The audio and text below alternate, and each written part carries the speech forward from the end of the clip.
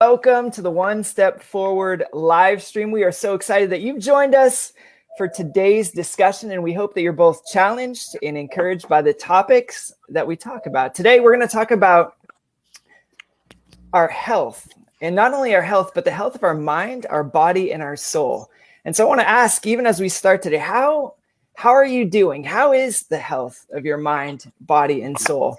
Did you know that according to the National Institute of Mental Health, the infectious disease outbreak that we are living in currently causes increases to our fear and our worry, changes in our sleep patterns. It causes difficulty concentrating. It causes increased use of alcohol, tobacco, and other drugs, and a general increase in stress. Now, that's a list that I'm sure maybe all of us have felt at least some of the effects of. I know I have. And any one of those combinations could negatively impact our health. So the good news is, with some self-awareness and some intentionality, we can mitigate some of that negativity and shift the effects of this adversity to maybe work to actually strengthen us. And that's what we're going to talk more about today. So I'm excited for you to meet today's panelists. Let me introduce you to some of my good friends. First, we've got an executive director with the John Maxwell team. His name is Bill Cox, and he specializes in executive, group, and culture coaching.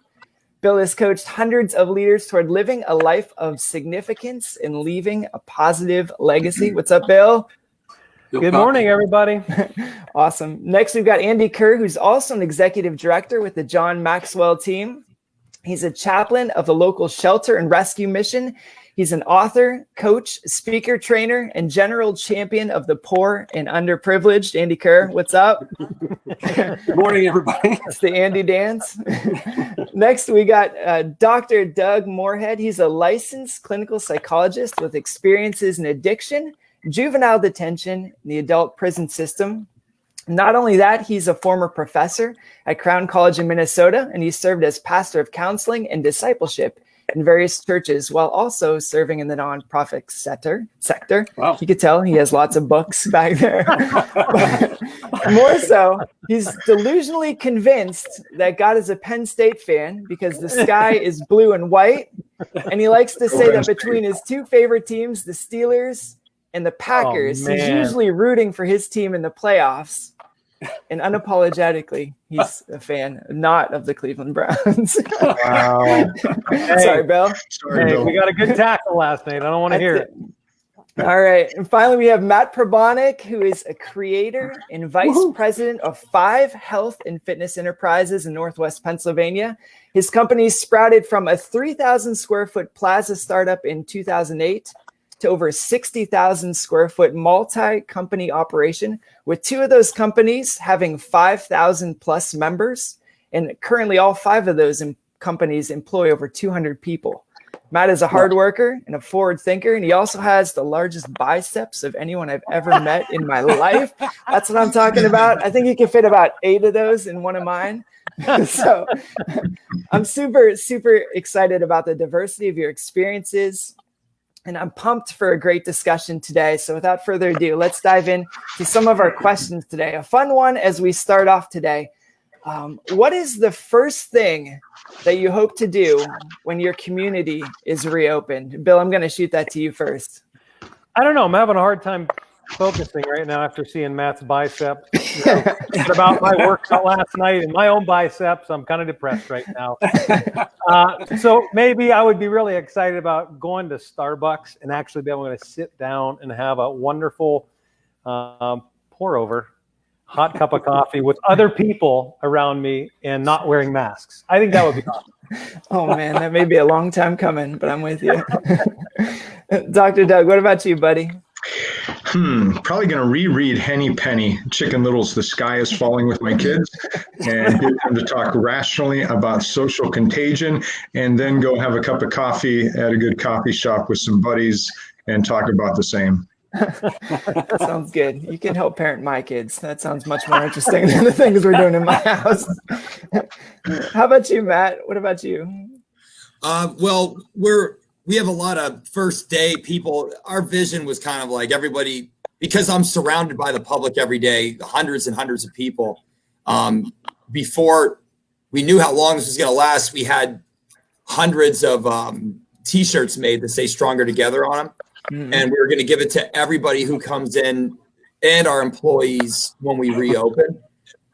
Just because we felt like it was a good opportunity to bring unity in the communities together. So we were in Williamsville, New York, Cary, North Carolina, and Pittsburgh, downtown Pittsburgh. And we just really were looking forward to the unification of everybody kind of carrying the same message for a day. So that's really what I'm looking forward to. Selfishly, I'm looking forward to being able to do those small things, the simple pleasures that I so enjoyed before this all happened.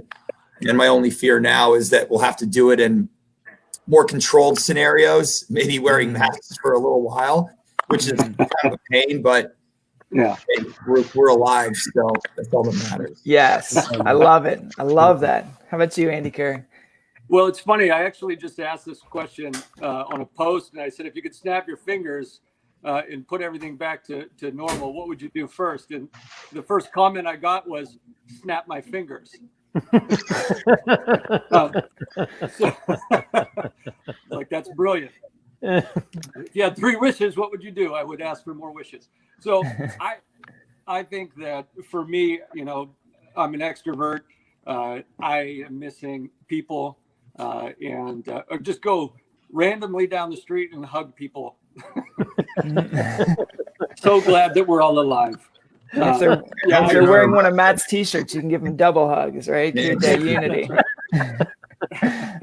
That's awesome.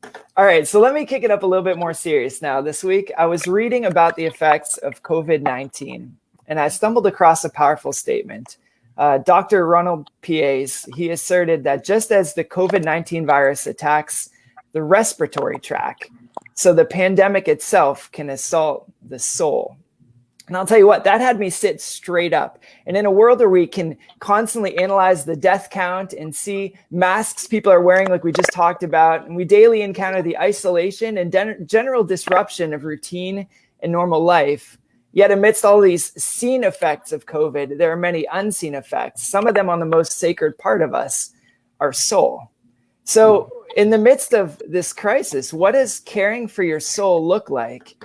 And I want to pass that off to Andy Kerr first. What do you think? Yeah, I think it's super important.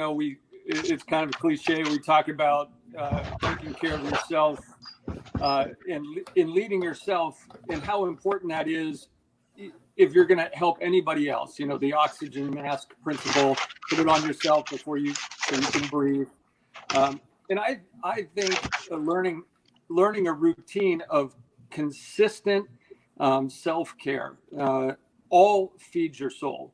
And I know Matt's the expert on exercise and many other things, actually, like running businesses and such, and T-shirts. So, but like having a routine of exercise, having a routine of, a lot of people have been asking me on my morning lives, like, what do you do? I actually get up, get a cup of coffee. I go sit in my car because it makes me feel like I'm got someplace to go. And I drive like just around the corner, even though I can't go anywhere. I sit in the park and I do my devotional time. I read, I journal, and having a routine of things that you do to take care of your soul. And I think it's important starting your day that way. I don't say everybody has to start their day that way, but there's something, if you do it at the beginning, kind of sets your day right for the rest of the day. So I love it. Anybody else want to chime in? Doctor, what do you think? Well, I'm probably along the same lines. I have a worldview that says we are created to be relational, that we are creative, intentional, productive, that we are physical. And because of that, a routine is helpful. We're created for relationships. So actually the opportunity for this to be a time where there is less stress has been a reality so far for many people. For us, there is no soccer, no basketball, and there has just simply been more family time, more walks, more relaxation, more conversations. And so it has probably decreased stress in our lives.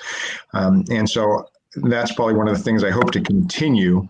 It has been fun because of the physical piece. There's actually a gym around the corner that is not used at our church. And so my boys and I are over there almost for a few hours every day, playing basketball, doing some things. So the physical piece that releases endorphins and other things in your bodies is just a great way to care for your soul, along with the devotions and not simply talking to people, but intimate relationships where you can go a bit deeper. Without that, there is no soul health, whether there's corona or not. And my belief is that many men our age are very isolated, very alone. Even if they get 300 emails every day, there is nobody who gets to look into the window of their soul, know their ugly spots, and love them anyway. And so I hope that actually the opportunity here for soul care and soul talk. Larry Crabb has some great information on soul care and a great book called Soul Talk. How do you really relate and talk to one another at a soul level? And so I think the opportunity for health has increased during this time.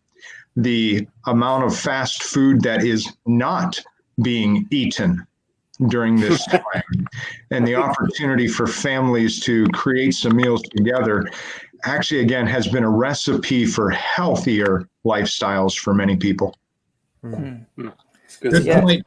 There's a lot of theories on routines, and there's a lot of highly effective people that criticize routines. And I think this opportunity that we've had to kind of reflect on, was my routine really productive or was it unproductive before? And for myself, particularly when you talk about the emails and the connection with family and things, the busyness and being surrounded with reactionary duties, you start to evaluate, all right, my routine before was chaos. And now there is no chaos, and you find that you are addicted to chaos and being reactive and feeling busy, therefore thus feeling productive. And there's a wonderful book. It's called Deep Work by Cal Newport. And it talks about the highest producing minds in the world have this. They've done studies that people who are very, very clear, very productive actually spend a lot more time in deep work on one particular subject than many other people. And it's a muscle that you need to train in your brain to whatever it is, via family, the Word of God, a subject in work, that you actually perform deep work, which is categorized as 3 to 4 or even 5 hours on one subject with one thought process in one study. And that is profound. That is something that when you're talking about spiritual health, environmental health, relationship with your family, if you pop into the room for 13 minutes and spend time with your kids, like, that's not deep work. What is deep work, what really makes an impact on yourself and other people, is when you're able to invest 1, 2, 3 hours focused directly on that one particular thing. And as leaders and business owners, or anybody who has a family or a job, you owe it to that to be able to get yourself into a routine where you can practice deep work, deep focus to really get the job done. So it's interesting that you brought that up, because health, it does start mentally. For activity and action to take place, the decision and the programming needs to happen mentally and psychologically first in order for you to be successful in what you're setting out to do. And procrastination, busy work, and reaction are all things that completely destroy anybody accomplishing anything. So hopefully many people have came out or will come out of this time of reflection in a state of control and realization that they need to change some things. And I hope that this podcast does that for people. You know, you can't just say, well, I'm going to go get a gym membership and start working out and change my life. I know it's nagging you that you don't look the way you want to look and you don't feel the way you want to feel, but that's not enough to keep you motivated year after year to practice exercise. It has to be something that you have created and invested time into developing the where, when, why methods for what you're doing. Yeah, I like how you're talking about, you know, reflection. And I think this is a season of reflection, Matt. I think that, you know, when we step back and we analyze our life, you know, we can pull out those things that maybe weren't so healthy and add in those things that were so healthy, those things like Doug was saying that feed our soul, like relationships, and like you were saying, routine. I think part of caring for your soul in this season is also doing a daily check-in with yourself. How am I doing? How, you know, am I living fear over faith right now, or am I living faith over fear? And I think that's an essential part of a caring for your soul, just having your own temperature taken, you know what I mean? Not just flying through our day at the speed of light. Billy, would you add anything to that? Well, Paulie, I think something is emerging here that's really significant that I don't know if you were thinking about it or not, but the whole concept of the soul. Just a number of things that were said already. You know, Matt just talking about the pace of life and the business of life and the noise of life. And I'm talking about how actually life has slowed down for a lot of us. In a lot of ways, that's really healthy. I know a lot of people, including myself, are really frustrated by a lot of things that are happening right now. But Dallas Willard talks a lot about the soul. John Ortberg writes a lot about this and really talks about the fact that this is something that's foundational to life. It's the integrating force of our lives. And yet very few people really talk about it. And what's interesting is what Ortberg talks about is like, in order to be healthy, we have to provide space for our soul to speak. And because our souls are kind of shy and timid. And if you think about what Matt is saying, for many of us, including myself, we're so addicted to adrenaline. We're so addicted to activity. We've got so much going on. We don't provide space. And this goes back to what Andy was saying, for our souls to speak. In order to be able to hear our souls, we have to create real, sustained space, literally to hear our souls speak, which is kind of going back to what Andy said. That morning discipline for me is really significant, where like literally nothing else is going on in the world, and it's just quiet, and I have a journal and I can write and I could just listen, really literally just listen and create that space. I think that's just having that rhythm in life, literally having enough solitude in life. I think that's why solitude is such an important discipline for our soul to emerge, and for us to really do regular check-ins, like how am I doing? What is actually going on inside of me? A lot of times we don't create enough space to even hear and listen to that. And then when we do, in times like now, we're terrified by it. We don't know what to do with it. It feels very uncomfortable. About 10 years ago, I think you read a book, Bill, called Margin by Dr. Swenson. And it talked about the very fact that a lack of margin in our life creates mental stress and physical health issues. And so hopefully the opportunity now is to find margin in our life, to realize how much time we waste, or how much we fill with unnecessary busyness. And I think it was, shucks, who was talking? The two guys you just said, John and Dallas Willard. Dallas Willard, one day John Ortberg called him up and said, hey, what's the next step in my journey to become more godly, more centered? And Dallas said, eliminate all unnecessary hurry in your life. And he checked it off. He said, okay, what's next? And Dallas said, that is it. That is the final thing. Well, I want to push us a little bit on that issue of stress. You back up about 6 weeks ago now.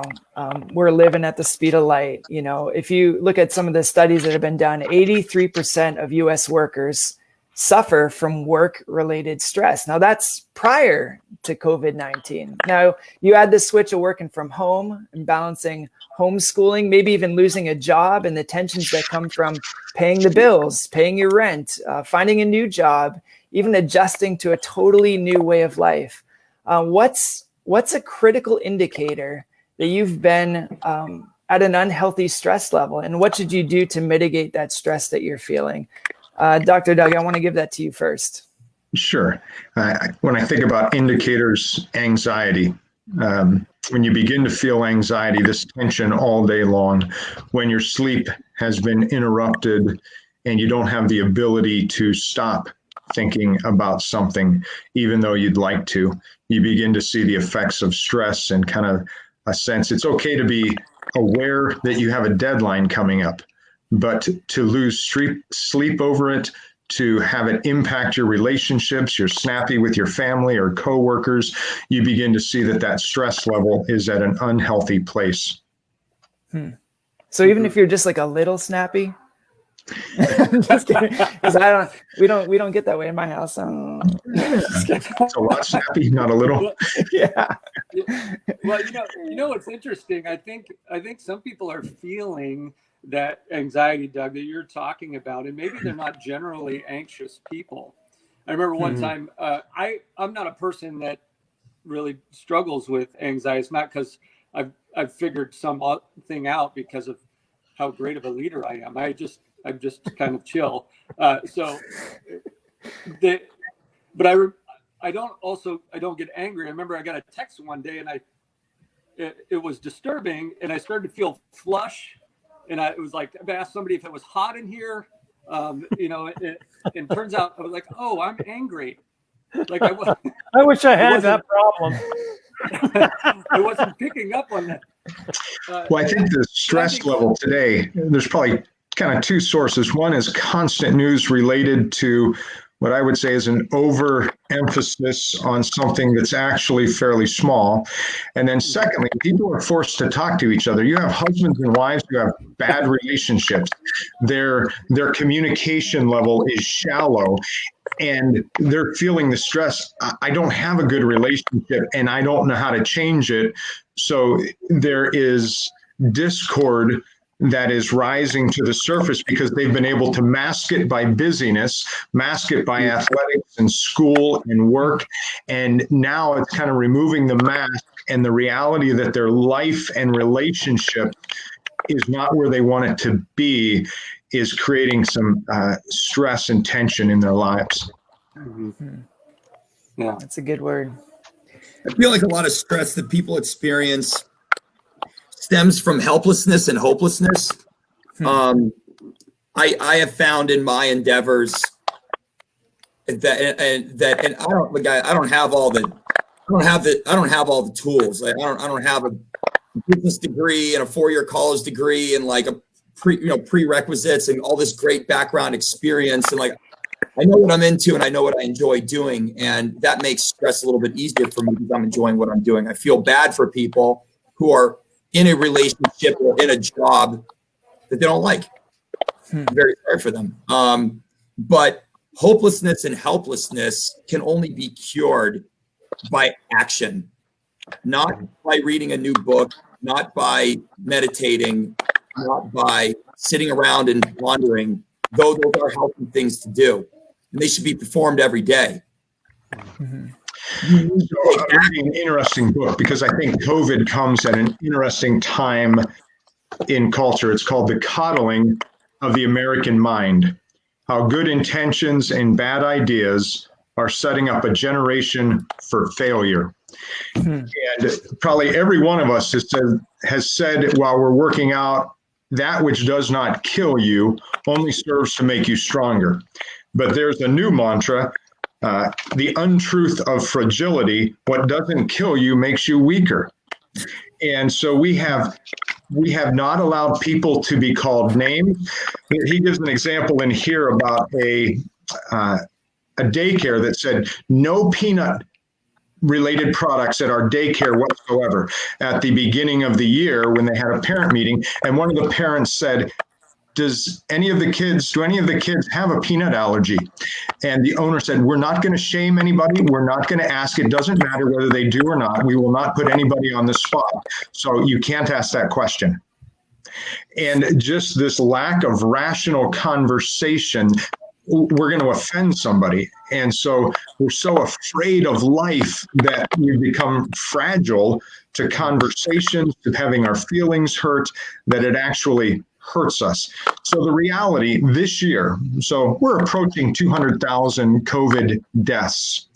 So alcohol-related deaths this year is 780,000.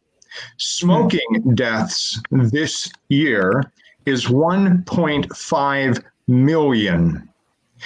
Today alone, there have been 65,000 deaths about a half hour ago. There's worldometer dot, I forget whatever, but it shows by the WHO, the World Health Organization, not that we have to trust every statistics, but this is what they put out. So 44 million births this year, 150,000 births so far today, just today.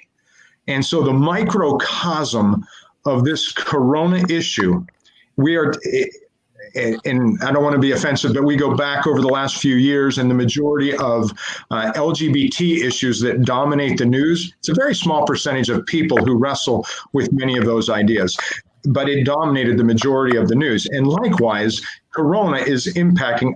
I'd be surprised if between us, because I work in a prison, I know a few of the inmates who have gotten corona, but most of us don't know people who have corona. And yet it dominates probably 85% of the media for the last 8 weeks. And so that's all we're thinking about, but it's this little microcosm, and we lose perspective. That's why I talked about, and I have these conversations with my children almost every day, but rereading the book, Henny Penny, The Sky is Falling, The Sky is Falling. Well, actually, it's not. And there have been today alone, there has already been, let me see it, 150,000 births today at 10 o'clock, and that'll increase greatly. 150,000 children were born today so far at 10:30 Eastern Standard Time. And again, the total corona death is approaching 200,000 for 5 months now. Wow. What a great perspective. Something that's so small gets so much attention when there's so much more positive things that we could focus on that could shift our perspective away from, all the craziness that's stressing us out. Billy, do you have anything you want to add to that? No, I think that's all just great. I'm learning a lot today. Yeah, I feel like we're all for me. I agree. Well, let's go. Allergy wasn't my school, was it? I own a child care. We outlawed peanuts like a year and a half ago. So. You didn't want to be offensive to bring that up. You just hurt my feelings, Matt. I love it. All right, let's shift to a more fun topic. Taking care of our bodies has become something that's increasingly difficult. Many of us now work from home. We sit at our desks like we're all doing right now. And the struggle is real to remain active in social distancing regulations with gyms and many workout facilities closed. Matt, I'm leaning on you for this one. What are some practical ways to not let yourself go in terms of physical health? Exercise can be performed in many different ways. There's more virtual offerings now than ever before. You can get fantastic yoga experiences virtually. You can order equipment still and perform those exercises at home.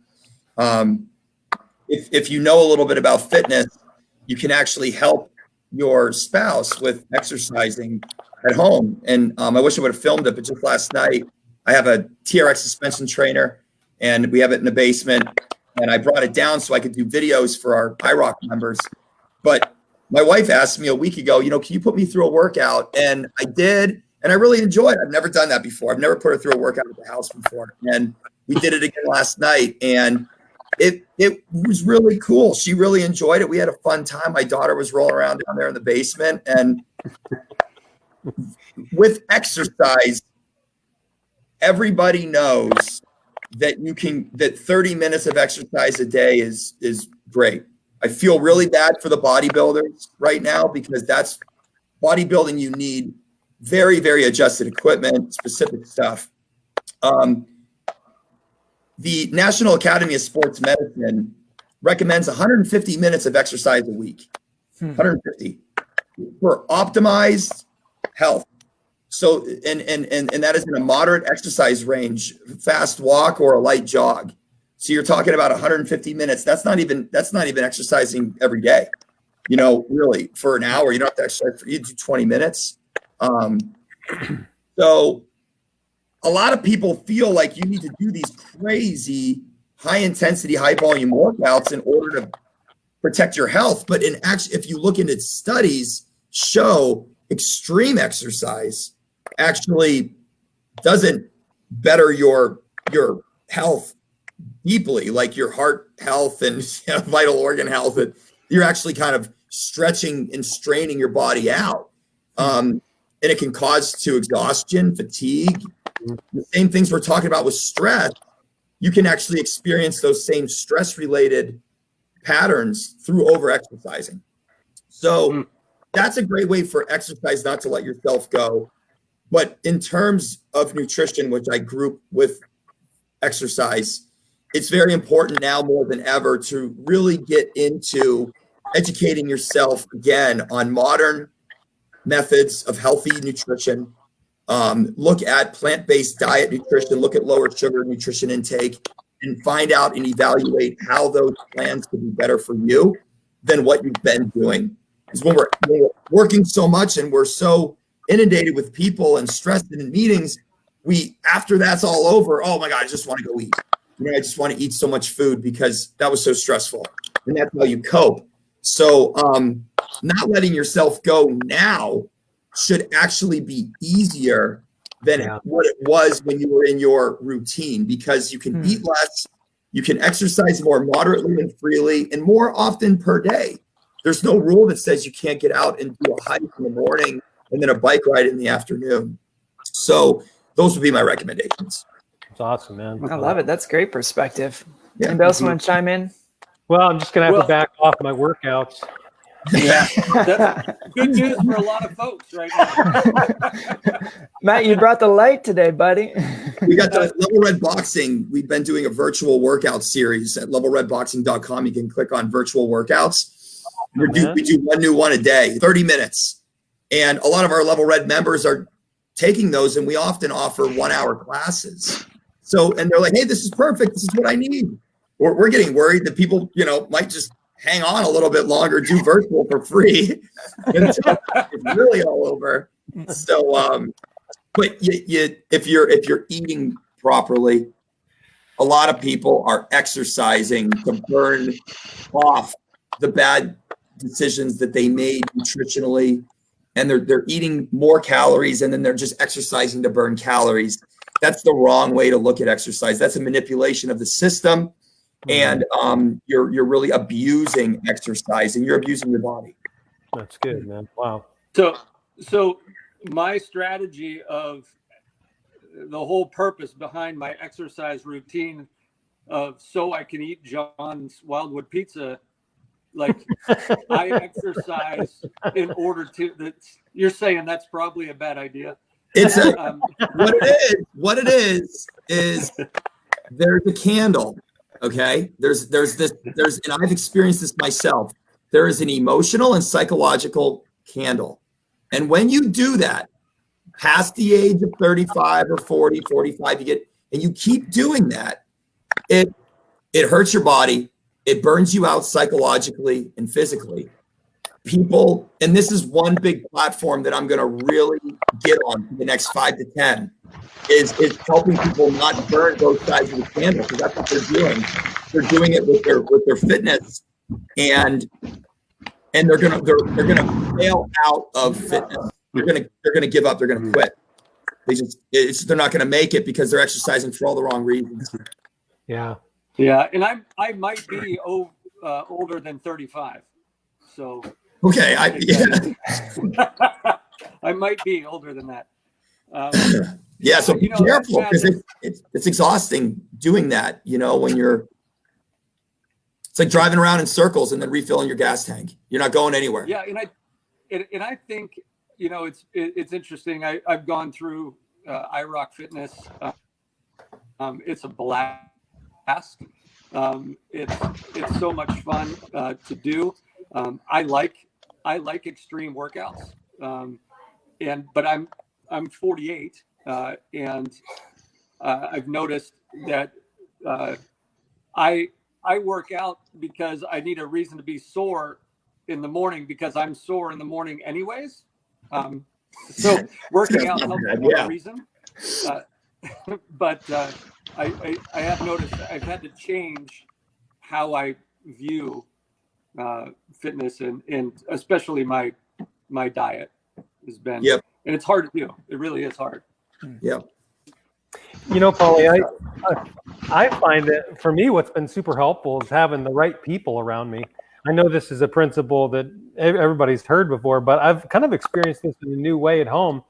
With the family being at home now, Joel is like he's turned into like this fitness maniac. I mean, he's doing like 2-3 workouts a day, and he's 18, and he can do all that cool stuff. But he got into reading David Goggins and listening to some of David's YouTube videos. David's a former Navy SEAL and ultra marathoner. He's done stuff you can't even imagine. It's even humanly impossible. And so he decided he's going to do one of these things that David Goggins did with one of his clients, which was, I'm gonna run 4 miles every 4 hours for 48 hours. I'm like, dude, I mean, go for it. See what happens, So he started at like noon on a Sunday afternoon, and he made it till 5 o'clock the next morning. He had about 20 miles in. He's like, Dad, I just couldn't get out of bed. I couldn't get it done. I feel so terrible. I said, buddy, you learned a lot through that experience. And I'm just glad he just kind of dove in and went after it. But it's been really great for me because his example has been really inspiring for me to be more consistent, to kind of challenge myself a little more than I might typically do, and even involve him. I'm doing way more stomach workouts now than I ever was before, and I really only have him to credit for it. That's funny. I love seeing the threads between all of these different elements of our person. When you think about Matt, I liked how you said that, you and Dina worked out together. Now, I can't believe you've never done that before, right? Yeah. But my wife and I, we've been staying up late after we put the kids to bed, and we do ab workouts together, and we've never done that either as well. But, our relationship is increasing, our health is increasing, all of these things that come together, that we talked about are core components of making us healthier as a whole.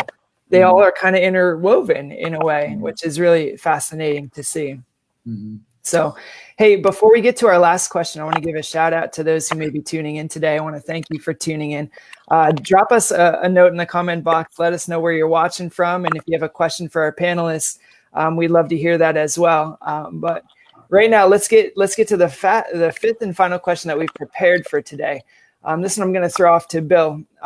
We've seen the GIFs, we've read the memes of grocery bills and snack eating during this quarantine, and it's legit. Some people want comfort in times like this, so they choose to maybe sleep later or eat more or forgo some of those healthy routines that we've been talking about.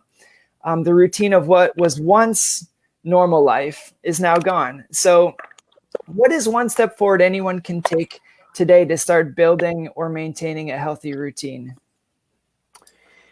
Yeah, so I mean, 3 simple things for me that work for me. First is plan your week before it starts. For me, I have a rhythm on Sundays, usually about 2 hours, where I literally think through all the key accounts of my life and just think about, okay, what is really most important this week, so that my life is driven by what's important, and the dog is wagging the tail rather than the tail wagging the dog. It it helps me start my week with real intention, with real focus and real purpose. That's key. Secondly, win the battle of the morning. This kind of goes back to something that Andy said. For me, morning is critical, and the most important part of it for me is kind of the soul spiritual side of that for me. So I always start with, I referenced this on our last live stream. I go through a daily prayer reading called Face to Face. It's a daily. It's just the scriptures put in a prayer format. I write down things that really resonate with me, stand out to me. I also have a couple books I'm reading during that time. So I'm feeding me first. That's absolutely paramount, especially for leaders. If you're not growing yourself, it's the whole airplane analogy. If you're not putting on the mask first, you can't help anybody else on the plane if there's trouble. You must feed yourself, or there's nothing left to give anybody else, especially in these times. And then the third thing is just create momentum on Monday. Like Paul, that every Monday we have a 9:00 meeting, and it's totally focused around here's the priorities for the week. Here's what we're doing for this week. It's the perfect day because it's the beginning of the week, and it gives me this internal psychological sense that we know what we're focusing on, which is one of the core executive functions of the mind. The brain needs to know what is important, what are we supposed to focus on, what are we going to do, kind of what Matt talked about earlier. And then so you have real focus on what you really need to take action on. And then when you can start to take action on that, you get a real true sense of legitimate momentum in your life, which I think is critical. That's one of your mantras, I think, Bill. Failing to plan is planning to fail. Well, it's not mine, but I love it. I can't take credit for it, but I do definitely agree with it. That's awesome. Anybody else want to chime in? Something that you could do today, something that someone who's just maybe watching for the first time, a step forward that they could take to begin building a healthier routine in their life. Yeah, for me, I try to find what is the activity that if I can focus on that activity is gonna move me forward the most. The idea of taking action. Sometimes it's not even specifically a goal, 6 different goals in 6 different areas of my life. It's one major goal that's going to have, sort of a across my life impact, and kind of filter through. So like, if I could boil it all down in that time, if you have time, like Bill's saying, to think through your week, if I couldn't do anything else, what is the one thing? When we talk about one step, if I could do one thing that's going to give me the most impact, what is that thing? Being able to identify that and have clarity on it and make sure that you do that thing, then, that kind of gives you the biggest, I feel like, for me at least, gives me the biggest push forward. That's awesome. Love it. How about you, Matt? With nutrition, I would encourage people to evaluate their nutrition. I always say nutrition is like sinning. When you sin, you're sinning, and when you're not sinning, you're not sinning. Nutrition is the same way. When you're eating well, you're eating well. Like, I'm not going to explain it. All right, it's like everything is out there, people. You got everything you need. On routine, please. On routine, I won't bore everybody. So on routine, I would encourage people to stop eating 2 hours before bedtime, and not eat for at least 12 hours a day. So discontinue eating. You have to have your health. If you have health conditions, check with your doctor. But 12-hour minimum fast per day, I think, is important. I think you should try to exercise in the morning while you're on your fast. I think you should read scripture the first thing that you do when you wake up in the morning. You should put God first in all things. You should exercise, and when it comes to daytime steps to being healthier, I think what is the hardest thing and the most crucial thing, you need to audit and track every single minute of every single day. You need to right now evaluate how much time you are wasting and during what time you're being productive, and to take the time that you're wasting and realize that you are being unfair to your family, you're being unfair to God. You're being unfair to yourself because you are wasting time that you could be doing things like what Andy was talking about, picking that activity. And the reason why people are stressed and furious is because they're complaining. They haven't listened to a podcast like this where they're like, okay, I got 5 people here who are telling me to do simple things, and I'm going to try this out. Now that takes courage. So like the last thing is courage. You need to listen to this, build that courage right now in this moment, and then actually perform it. And waking up at 5 a.m. for a lot of people takes courage. Not eating for 12 hours takes courage. But you can do it. And I know it because I've done it. You know, I've changed my life a few times to make it better. And I'm a health guy. So if you're not a health person and you're looking to change, you can get the same results that I've received. But it all starts somewhere, you know. That's great. Fantastic. Dr. Doug, any final thoughts? Love what you're saying. That ultimate reality that I think all of us go to is you can be physically beautiful and still hate your life. So along with the routines that are good for you physically, you need those relationships. And so the opportunity to intentionally invest in your family and deeper conversations during this time is amazing. I love it. I think that's a fantastic discussion. And so leverage Corona. Leverage Corona. I love it. Don't be afraid of Corona. Leverage it. Use the time, use the opportunity. If you're in a business that you can look at and say, hey, there's a need. I can fulfill a need. Right now, I mean, people need Maxwell. You know, they need to understand the 12 things, and then, you know, or 21 or what? Do I have it backwards? But leverage this time. This is a great time. It's historic time, and you know, those old things have passed away.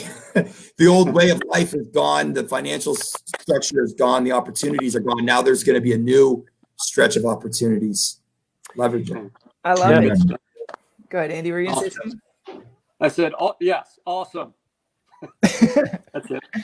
No, I think that's a great perspective. You know, you were born at this time for this season, for this moment. And right now is unlike any time we've ever experienced. And it would be a waste not to get the most out of it that we could possibly get out of it.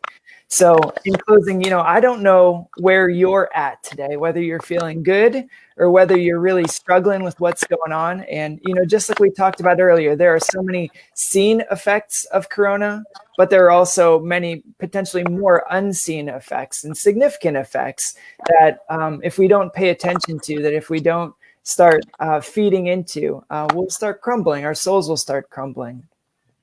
There was a survey that was done by Everyday Health that said 57% of everyone who experiences stress become paralyzed by it. And that's staggering to think about. Paralyzed, stuck. You can't move forward. You can't see around it. And that's a scary place to be. And if you're stuck today, know that it's often other people who will help unstick you. You know, you need that help to get unstuck again. We're all in this together. And I want to challenge you to do 2 things as we close today. Number 1, write down your big takeaway. What was it, that nugget that you really resonated with today? Write it down. You'll be more apt to work on it if you write it down. And 2, call someone or Zoom with someone and tell them about it. Let them know what you've learned. And that accountability that comes from telling someone may also translate into encouragement to that person who may need to make a similar change themselves. Yes. So until next time, stay healthy, stay safe. Let's keep connected. You can find us online at onestepforwardsuccess.com or on our Facebook page. Make sure you like both of those pages and check back frequently so you can be updated on future live streams. And from all of us here on the One Step Forward team today, thanks for tuning in. Go Penn State. Oh, gosh. See you guys. See ya. Have a great day. Bye, everybody.